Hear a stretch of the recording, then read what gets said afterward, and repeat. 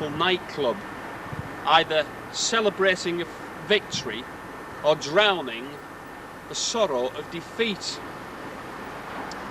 I was in there myself after a couple of those Wembley finals, and I remember well the swaying, carnival-like atmosphere when everybody seemed to be drunk and draped in the black and white of the Kennings. Great days, and I'm sure those who experienced them will never forget them. We will see now some pictures of Widnes spectators at Wembley in the 1970s. You can be sure that most of the people, or many of them, you see in these pictures, travelled to Wembley from here, and probably some of them were in the castaways at the night time.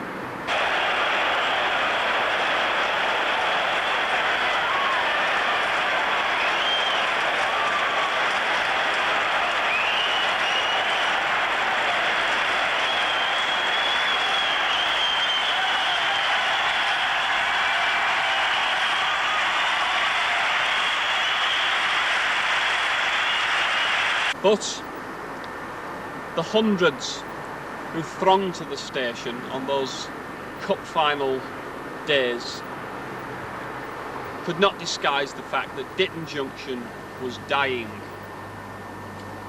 As already mentioned, from 1979 onwards, it had only a peak hour Lime Street to Crewe service to sustain it. Although going into the 1980s, a Saturday morning excursion through to Chester and Wales still departed throughout the summer months. And going into the 1990s, a Christmas shoppers special still stopped here en route to London. Rather like the Titanic perhaps, the lights were still burning as she was going down. It was no surprise, however, when British Rail moved in for the kill and announced closure plans in late 1992. They had used their classic tactic, closure by stealth. That is, to strip services at a particular station to a minimum level and then turn around and say, not enough people are using the station to justify keeping it open.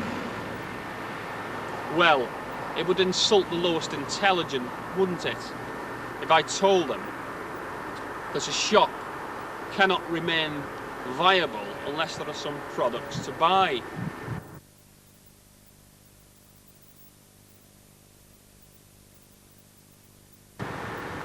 The station, though, wasn't going to go down without a fight.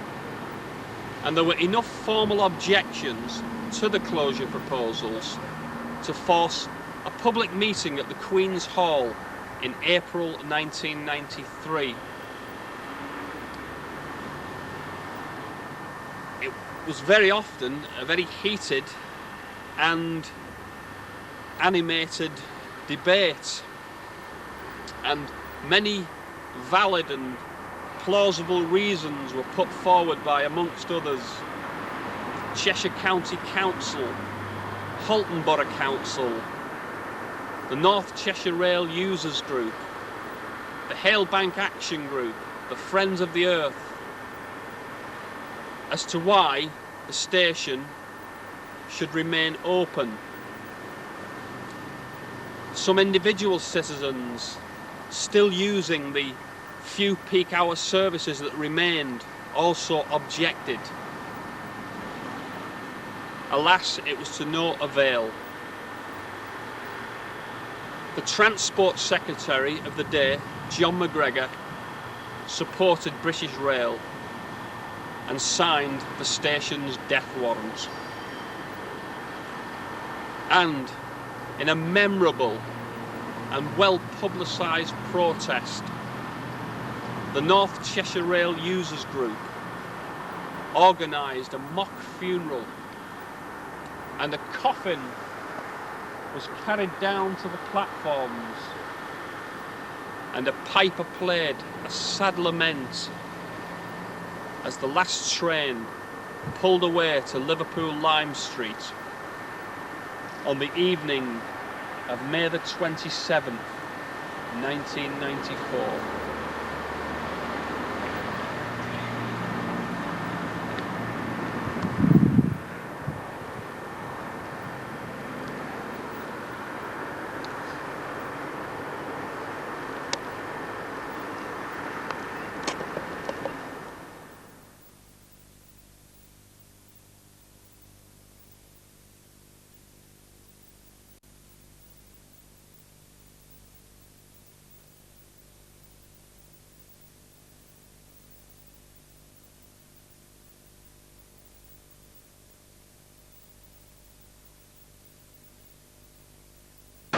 At the aforementioned meeting at the Queen's Hall, the whole question of public transport and transport in general was discussed, and inevitably one subject was repeatedly raised.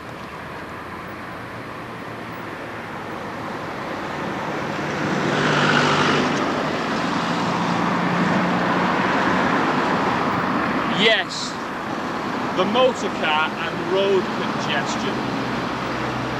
Perhaps one has only to stand here on Ditton Junction Bridge to see the real reason for the demise of Ditton Junction Station. Of course, the politicians will all pay lip service to the need to reduce road traffic and reinvest in the railways. But we know that lip service is all that it is. Indeed, as I speak now, in March 1997, a second road bridge between Widnes and Runcorn is very much on the local political agenda and will no doubt come to fruition irrespective of how many millions it will cost.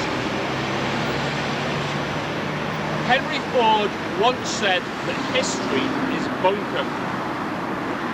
I know a man who says that Henry Ford's invention is bunkum. It is not only bunkum, but it will eventually destroy the planet. An overstatement perhaps, but surely the time has come to get some traffic off here and there.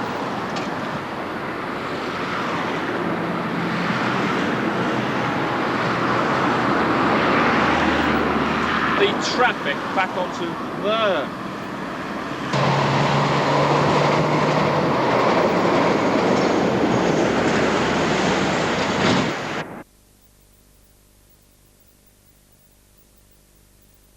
So then, what is the future for Ditton Junction Station that now presents such a sad and sorry sight?